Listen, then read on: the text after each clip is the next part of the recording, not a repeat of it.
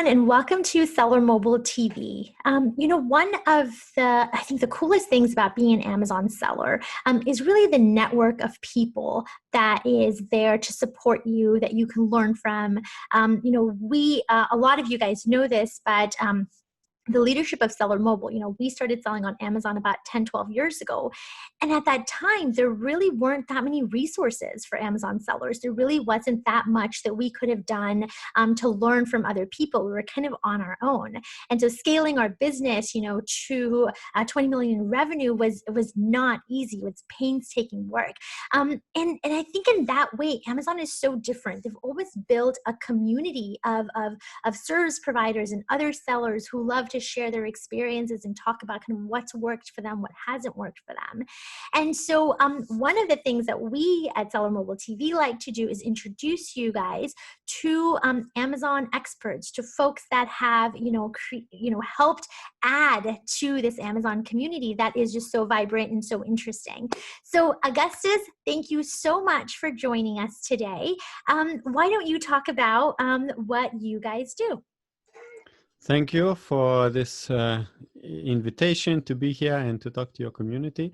So yeah, I'm Augustas. I'm originally from Lithuania, Eastern Europe, and I am in Amazon space for about 4 years. I have never sold on Amazon, but I also don't teach. I act more like a facilitator, and we make interviews with Amazon experts on our channels and in our events. So we basically, at this moment, we're focusing on growing our YouTube channel, where we basically interview softwares like Seller Mobile and experts in the industry. And also, whenever we have opportunity, we create events, in-person events and virtual events. And virtual events were actually the ones which I started to do 4 years ago in this industry. And so everybody is doing virtual events in 2020, but we started, or I've started alone 4 years ago already. So it wasn't so hard for you to pivot back to virtual events. Yeah, it's true. About 2 years ago, I started to focus on in-person event. I wanted to realize my dream to create conferences. And in 2020, I had to kind of suspend this activity. Sure. And we just recently did another virtual summit, which was biggest for us, because in terms of speakers, it was like almost 50 speakers.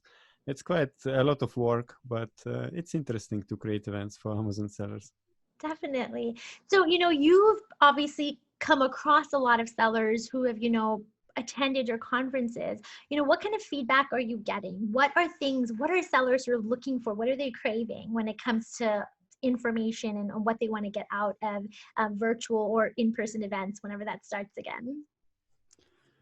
So of course, when there is a big difference between virtual and in-person events. So virtual events, at least how we organized, they were advertised as a free event. There is an upgrade if you want to get all the recordings lifetime, but majority are watching our events for free, but for a limited time.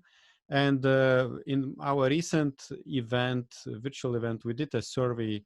So we got over 3,000 attendees, and in that survey, I could see that about, I think, 1/3 were total beginners. They never sold, or they are interested in Amazon.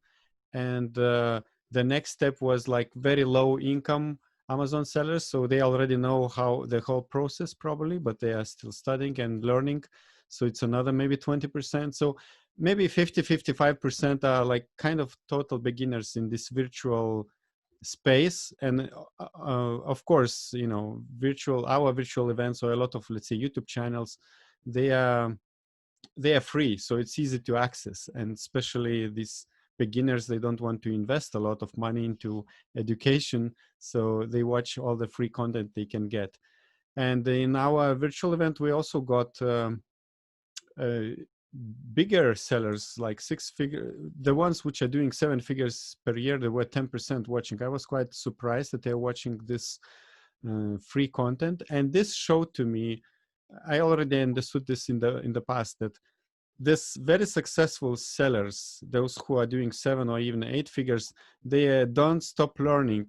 they still watch those free webinars and free content on YouTube or wherever they can find, in order to get, like, they would watch the whole webinar for 1 or 1.5 hours in order to get to this, 30-second nugget, which would change their business and will increase their profit possibly.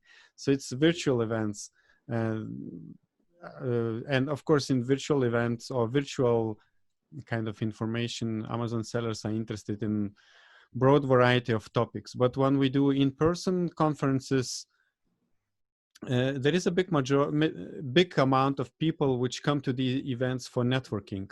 They are focusing on, their goal is to make new friends, new relationship, meet with their partners or meet with their service providers. And I think this is the most powerful part of any kind of event in Amazon space or any kind of. So I would encourage, whenever you're planning to go to some kind of event, don't look and judge according to what kind of speakers are on the list, because very often maybe these speakers you can hear also on other free content like webinars or YouTube channels, but more try to find out what kind of audience is coming to that event, and then see if it is the right, the people of your mindsets and your goals, so that you can meet them. So yeah, and of course some people still come because they see in the list of some in-person event big name, and they had the dream for 1 year to meet that person. Maybe they were following it. These people come to these events, but I would say there is very small percentage who are following just these big names and want to meet them. Sure. One of the things that you said really kind of, made a lot of sense to me is there are so many service providers that, maybe you're using their services and this is your opportunity to meet them, to ask them questions, to see that there are real people, behind these softwares and these services that, Amazon sellers are using. How does that translate into 2020 or whatever's left of it, or maybe 2021, if this keeps going and things are still virtual? What is, how can folks still make those connections with those service providers? What's the best way to do that? Well, of course, it's a little bit different when you connect to service providers or speakers via email, or you arrange a call, video call. It's very different to talk. So, I have experience creating 7 virtual events and 5 in-person events, and I feel like there is a maybe 10 times bigger energy, like somehow human, or this energy when you meet person in person and you shake a hand. So it's completely different feeling and this energetical exchange. So, and in this 2020, I would recommend people to go to local meetups. There are still happening, I know, local meetups, in your area or in the city nearby. Just check the meetup.com website. Also, 3 years ago, I started a website called AMZ Summits, amzsummits.com, where I kind of we collect information about Amazon conferences, which are this year a lot virtual, but we also have a menu item where we kind of manually collected information about meetup groups, meetup communities around the world. So we prepared like a nice table with 200 plus meetup groups around the world, which you can filter. So I would encourage to start going to this kind of meetups. You will maybe not always find service providers or your speakers which you want to meet, but you will really find like-minded people and Amazon business creators. What else?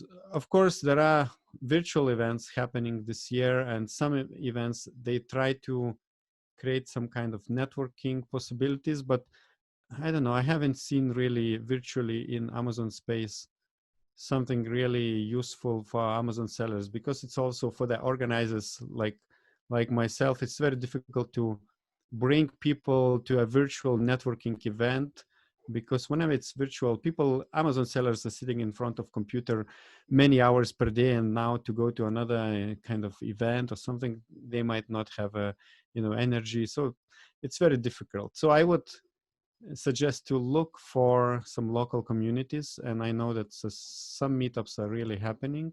In some countries it's still kind of possible to do 10, 15, 20 people meetups. Okay. Is what else? What else do you recommend for Amazon sellers? Even those that aren't just novice sellers. I mean, you had mentioned earlier, you've noticed there are still sellers who are doing really well who want to come and get information. Any kind of tidbits for those people that, not to like encouraging them not to stop learning? Well, so tips in general or tips related to events or participating in events in the future? Either way, I mean, tips in general, Mhm. I think would be kind of more broad.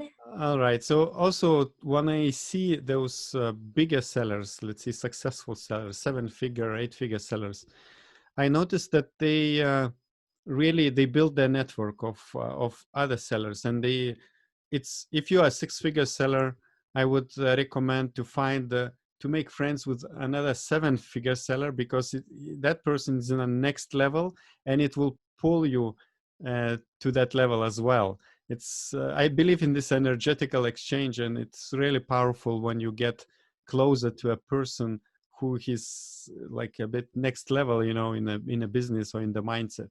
So if you are struggling with 5 or 6 figures for a long time, probably something is wrong in your head, and you are looking, you miss looking, or you don't notice You're some you're things. too close to it, you Yeah, can't too step close. back. Yeah. Yeah, And the guy who is doing 7 figures, he might say, oh, come on, you just need to change the factory maybe, and they will be faster and a little bit cheaper, and your profit will skyrocket. So they can notice these things. So still, I would encourage to follow the example of these bigger sellers, and to network with other people. And you don't even need to go to the local meetups in person. You can join some Facebook groups, or let's say if you are seller mobile user, maybe if you have some kind of community where people can exchange messages, you can always make a post and propose, oh guys, I want to have a mastermind, online weekly mastermind with other Amazon sellers, and you will for sure get like 10 yeses. And then there will be a time for you to filter with whom you want to connect and meet regularly. So in this, you can start learning how to network in this way, and you will get really better.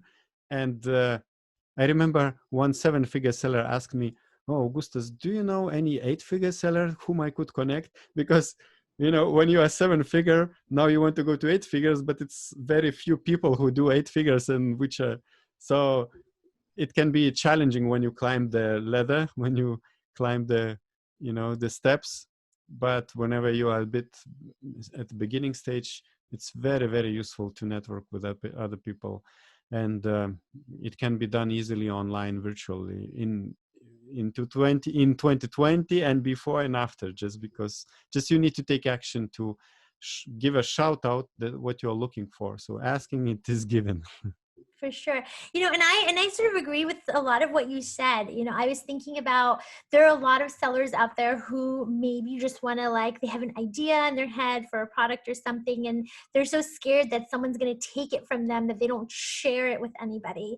And I personally, and I would like to hear what you have to say, but I have an opinion about that. And my opinion is, the thing is, you can have a great idea, but it's not so easy to implement that great idea. Not everyone can put in the work to make it happen and to make it be successful. So I'm a firm believer in, like, sharing the things that are in my mind with other people for them to give you kind of more perspective and a different viewpoint. What are your thoughts on that? I would be careful to share to too many people any kind of excitement, because sometimes it's not only about sharing the product idea, but when you share to 10 people, oh, I'm excited, and then when you need to do action, you don't have this energy anymore, and like everybody is like already, you feel the pressure, and then you are like you feel uncomfortable that you didn't implement something which you shared. But talking about product ideas, the first thing comes to my mind that you can't trust bigger sellers. Like if it is, let's say, 7-figure seller, maybe some people say these figures don't say anything, but still, 7-figure means it's a revenue, big, quite high revenue of the business. Maybe they don't cash out so much because they reinvest into the business, but I think you can safely talk about your product ideas to a bigger seller, because bigger sellers, they already have their goals, they have their plans, and I don't think they are like much looking to steal other people's ideas. Of course, before talking, you can double check if they maybe they're completely in exactly the same category, and yeah, they're targeting exactly the same customers. Maybe then you should be silent. But I noticed that, you know, 7-figure seller can see very quickly if you're, I know some sellers, they don't need any tools. They can just look at the product listing and look at the BSR and tell you that, all right, like this is a good opportunity. So they have that feeling, you know, that, so I would never be afraid to talk to a 7 figures. And even if they, let's say, steal your idea, then I don't know, then I don't know. I don't think that it can happen very often. So Yeah. Because, you know, that is a fear a lot of people have about like going to these events and sharing their perspective or sharing their, you know, and not necessarily I'm like, oh, this listing, but like, you know, sharing kind of what they have in their mind. And in my opinion, I think that obviously there's exceptions to every rule, but like sharing it can be a really powerful thing, and it can help you, you know, see things from a different perspective. You know, like you just said, oh, that 6-figure seller went to get to the 7-figure seller, you know, and the 7-figure's like, yeah, just change this piece, and I bet it's going to make a big difference. And so, you know, having that experience, you can't buy that. You know, it has to come with time. You have to. It takes time to learn things, but sharing can, you know, be really powerful. Um, so so we talked about kind of these in-person events, and they're obviously, well, what about you? What do you like to do in-person events, I'm assuming, more than virtual, even though that's where you started? yeah, actually, I enjoy more in-person events. It can sound a little bit strange, but I feel it's much easier to organize than virtual summit, because virtual summit has usually in virtual summit we have much more speakers. Like in the last one, we had 50 speakers, so it's you exchange dozens of emails with each speaker, so it's really tiring, and for you and for your assistant. But in-person event, you know, there are maybe 15-20 speakers, and that's it, and you don't need to record interviews in advance. They just come, present, you maybe double check their slides before, so it's kind of easier, and it's much more rewarding because you meet those people real, which come to your event, and they appreciate what you did, and you can see directly what works, what doesn't work. In the virtual space, it's a little bit more difficult. And yeah, also I have done quite a lot of virtual events before I kind of changed to in person. I did 6 virtual events, and people started to know about me because I was, I think, the first in the Amazon private label sellers industry to offer this kind of opportunity to learn from experts. What just came to my mind that whenever you see a virtual event, I suggest to look at it not only as a educational, let's say, event where you can learn from many speakers, but also you can look at all the names of the speakers as a database of your future maybe service providers. Very often, of course, these speakers are service providers, and some of them, or many of them who are speaking, they have this mindset of sharing the knowledge. It's not that they are wanting to make a pitch, but very often I also mention that in these virtual events, it's very nice database of, let's say, like in our recent event, we had copywriters and advertising specialists and expanding to global market specialists. So sometimes, you know, you have specific question in your business, you don't want to take a service, but you could email to that speaker and say, oh, I watched your presentation in this and this virtual summit, and I had one question, and I'm sure they would be pleased to know that you watched their content, and they will be probably pleased to give you this short advice for free. So it's also, keep in mind that you can use this list for your benefits, and later on, uh, also as an organizer, for me, for example, I try to select the speakers which I trust and which I believe they can give good content in an interview, and also which are friendly, let's say, with the sellers. So kind of the speakers you see in the events also vetted, and they proved that they might be friendly and good kind of communicators and relationship builders. For sure. No, I agree with you there. We obviously, our primary piece is providing a service, but our CEO is, a very big seller and has been for a long time, and he loves talking about things that are Amazon. I mean, he's sort of like an Amazon geek, and so he has all of this information from years past of successes, failures, all of it. So for people to learn from, he recently did a talk where he was talking about selling an FBA business and kind of what the mindset needs to be. And we had a couple of people just email us in our customer service support saying, hey, can I get his information? I have a couple other questions. So I agree with you. Owners, co-founders, founders of companies, of Amazon service providers, for Amazon sellers, they like to share their knowledge and kind of what they've learned from being in the industry.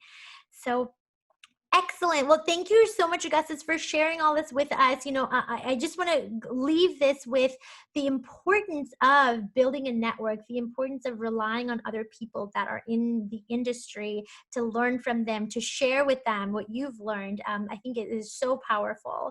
Tell us, what do you have coming up next? What are your plans? Well, in this year especially, we focused a lot on creating content on our YouTube channel, which is called Orange Click. And our kind of, I would say we are a little bit different from any other kind of Amazon related YouTube channel, because very often other channels, they are led by one person who is teaching, or she is teaching, and they have maybe a course to sell or consultations. In Orange Click channel, we just do interviews. We don't teach directly ourselves. We just do interviews with different industry experts, and we love to feature kind of unknown names or unknown, less known softwares. And so we try to give big variety of names and tools, and to showcase for our audience, so that they can choose by themselves whom they want to trust.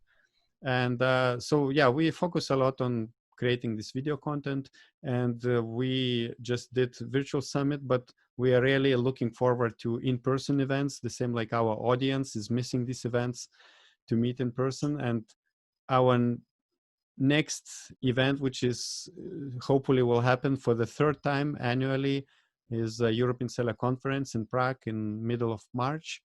So the website is europeansellerconference.com. And we do hope that this will happen. We are already talking with a venue and dealing, writing the contract.